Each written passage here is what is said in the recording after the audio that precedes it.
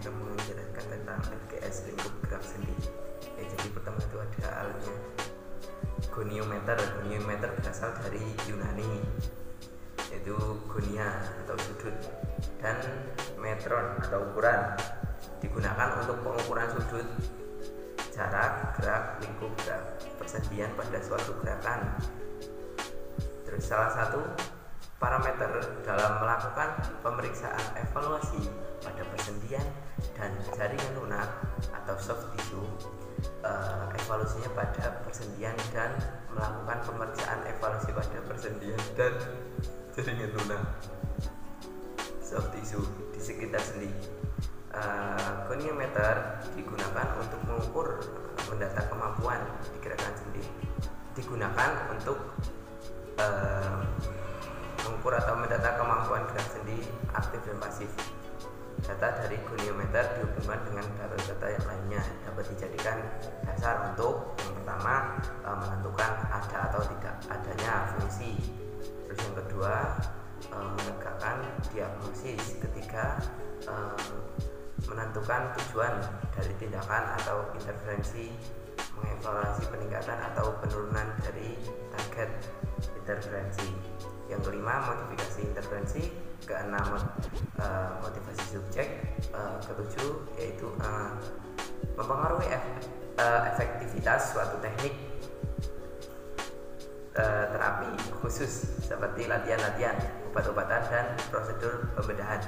Yang kedelapan itu pembuatan otores dan pelengkap adaptasi. Terus yaitu selanjutnya saya akan jelaskan ROM. ROM adalah range of motion, adalah pengukuran luas jarak suatu sendi berdasarkan MMT atau manual muscle testing. Sedangkan LGS lingkup gerak sendi pengukuran luas gerak persendian berdasarkan MMT. Jadi LGS dan ROM adalah sama, beda bahasa saja.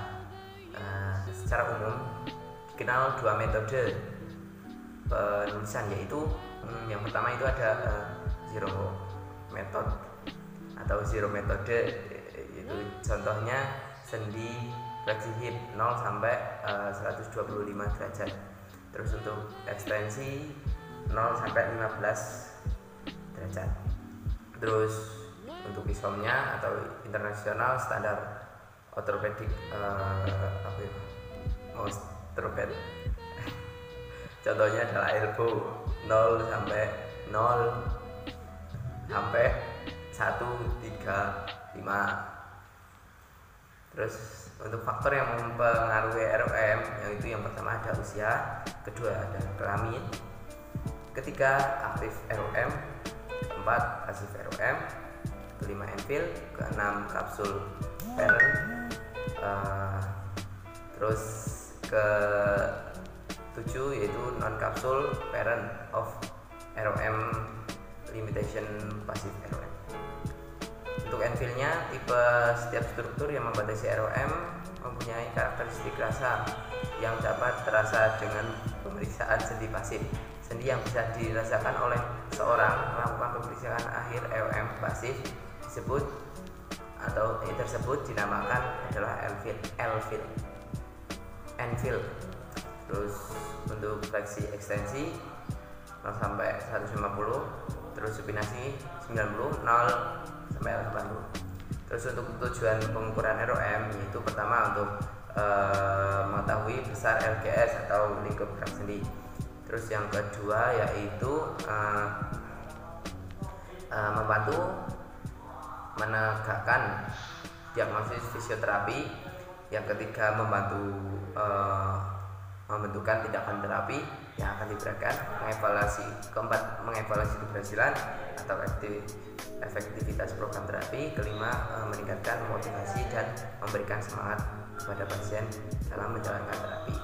Dan untuk Enfield elbow itu ada fleksi, ekstensi, pronasi, sama supinasi. Untuk fleksi itu ada soft dan Enfield soft Enfield karena adanya tekanan otot bagian anterior lengan bawah bertemu dengan otot bagian anterior lengan atas. Bagian otot mengalami atrofi, yang ada adalah hard Enfield karena benturan antara processus coronoid dan ulna dan fossa coronoid humerus, dan juga benturan antara caput radii dan fossa radii humerus. Anvil mungkin saja firm karena adanya regangan kapsul sendi posterior dan otot triceps brachii.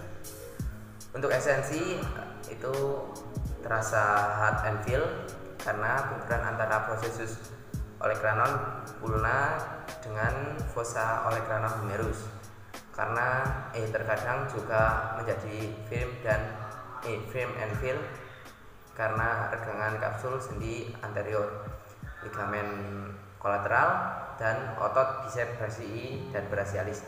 Untuk pronasi itu terasa hard and feel karena benturan antara radius dan ulna, atau mungkin juga firm and feel terasa renggang dari ligamen radio ulna, terus membran interoseus dan otot supinator juga biceps brachii.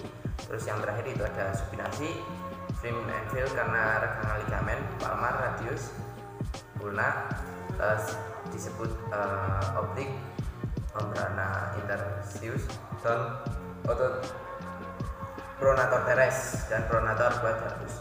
Ya mungkin itu saja yang dapat saya sampaikan. Apabila ada salahnya saya mohon maaf. Sekian, wassalamualaikum warahmatullahi wabarakatuh.